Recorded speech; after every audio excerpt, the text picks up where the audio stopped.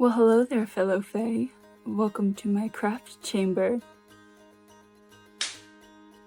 My name is Augie, and I make videos on the fantasy, fantastical, crafty, and the thrifty. Today, and by today I mean several months ago, I will be making fairy shoes because despite being a fae, I have no distinctive pair of fairy shoes, which is a crime. I have moccasins, I have Jesus sandals, I have gladiator sandals that are in desperate need of a facelift, but nothing that screams fairy. I need Tinkerbell level shoes. I need something that jingles and is covered in glitter and looks like I made it out of leaves and dewdrops and spider silk. So here we are.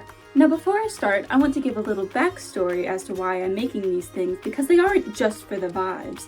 They're for my Renaissance Fair costume. And these puppies are not the only thing I'm going to be making for it, so stay tuned for future videos regarding other costumey and accessory making things. I have a whole vision that I'm very excited to shove into people's faces. Anyways, continuing with my tale. We must travel back in time to 2024 CE, where a fae, after 6 long years, doth finally plan to re-attend a Renaissance festival. They sought their dearest friend's company to the fair, and to their joy, he didst agree. But a costume was now paramount, for this fae would sooner face demise than attend the fair in garb of this modern age. Thus the fae began to envision a grand attire consisting of a flower hat, a textured corset paired with flowy, colorful skirts, leaf shoes, and whimsical accessories. Alas, procrastination held the fae prisoner, and only the hat and a half-wrought corset were made. But now, a new year has dawned, bringing another Renaissance festival that was soon on the horizon. The fae finally returned to their costume,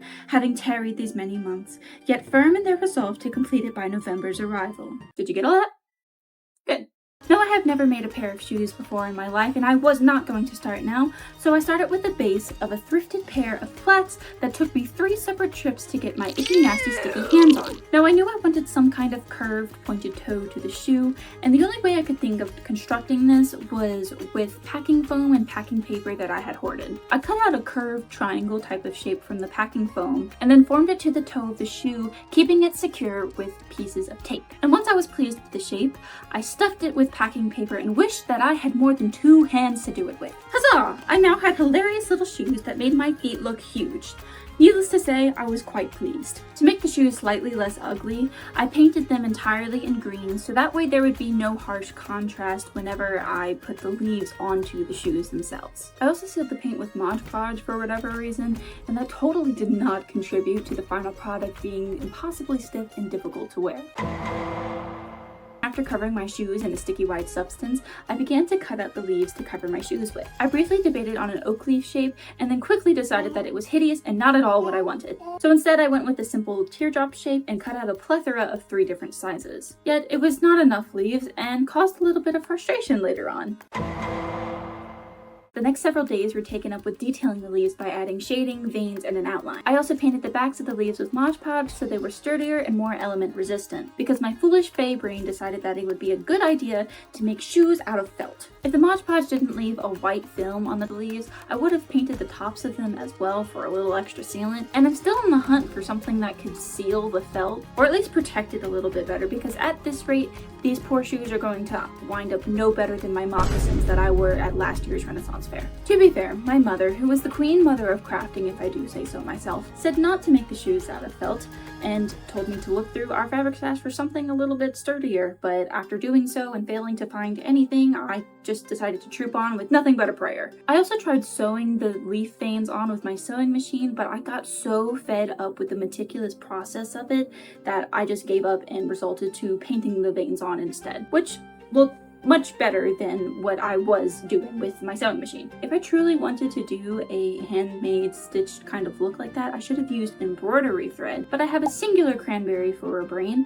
and I did not think of that until the shoe was completely finished. After a long process of painting the leaves, waiting for them to dry, painting them again, and continuing the process for days, I finally moved on and went on to figuring out a pattern for my shoe. Now here is where I failed myself miserably with the leaves. What I should have done, say in the instance that I had 2 cranberries in my skull, I would have figured out a pattern for my shoe while I was cutting out the leaves before I ever started painting them. This way I could figure out how many I needed and figure out a design I like and paint them all at once. Now, dear viewer, I'm going to assume that you have more than 1 cranberry in your skull, so I'm pretty sure that you are understanding where I'm going with this. Since I did not do that, as I was figuring out what I wanted the shoes to look like, I realized that I did not have enough leaves to properly cover the shoes. So I essentially had to start the leaf process over again for another dozen or so leaves, without the same paint colors that I had mixed together prior and used on all the other leaves, and without the time or patience to wait between each layer drying. So you'll kind of notice that some leaves differ in color and quality if you take a good look at them. It's unfortunate, but at the end of the day, they'll get covered in mud, so no one will really be able to tell. Now, I couldn't decide on what shoe pattern I liked. I made one that was kind of an organized gradient that went from the biggest leaves down to the smallest, and then one that was more haphazard. So I asked a few of my friends for their thoughts, and most of them picked the haphazard one, so I picked the organized one. Before gluing the leaves on, I dyed some lace with old paint water that I had laying around. Judge me all you want, but it worked. Once it dried, I then lined the opening of the shoe with it just for a little bit of visual interest. To glue the leaves on, I used Gorilla Super Glue and turned my shoes from stiff into cement blocks. However, I was in too deep now to figure out how to sew or properly adhere these leaves to my shoes, so I just kept gluing the leaves to the shoes and my fingers together. I also ran out of super glue at some point and bought E6000 to use instead, despite never using it before. And as soon as I opened it, not only was I assaulted by the smell of it, but also its eagerness to gush out of the bottle and get absolutely everywhere. And I was terrified of it touching my skin because I read the warning label on it, and it made it sound like it was a bottle of acid. I mean, for goodness sake, some of it's common knowledge, but listen to this. Danger. Vapor harmful, flammable, eye and skin irritant. Skin irritant? Do not swallow, do not breathe fumes. Do not use near heat, sparks, flames, or while smoking. Do not get in eyes. Do not get on skin or clothing. Keep out of reach of children. Wear safety glasses and chemical-resistant gloves. Chemical-resistant gloves? What is in this thing? Use only in a well-ventilated area. Yeah. I was assaulted by its smell. I think I know that now. Needless to say, I did get more super glue to finish the job, but I did wind up using the E6000 to fill in the gaps between the leaves and the sole at the bottom of the shoe.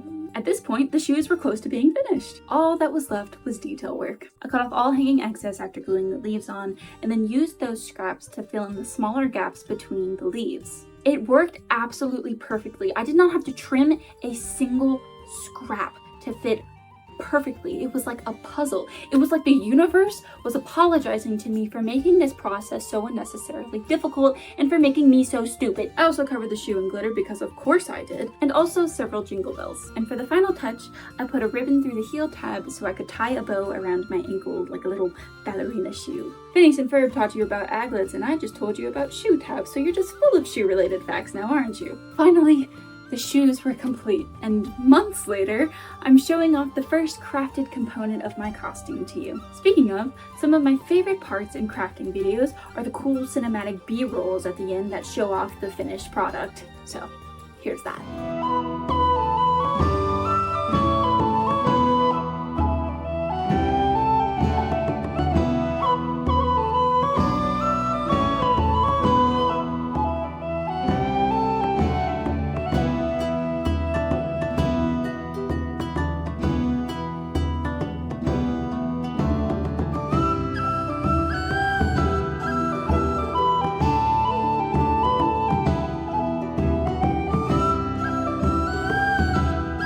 Thank you guys so much for hanging out with me while I completed the first part of my Renaissance Fair costume. I'm working on other parts of this costume as you're watching this, so keep an eye out on future videos on that. Also, if you've made it this far in the video and you enjoy what you saw, consider leaving your name in the comments for no reason at all. If you're interested in other socials I have all of my links in the description. Anyways, that's all I have to yap to you about today.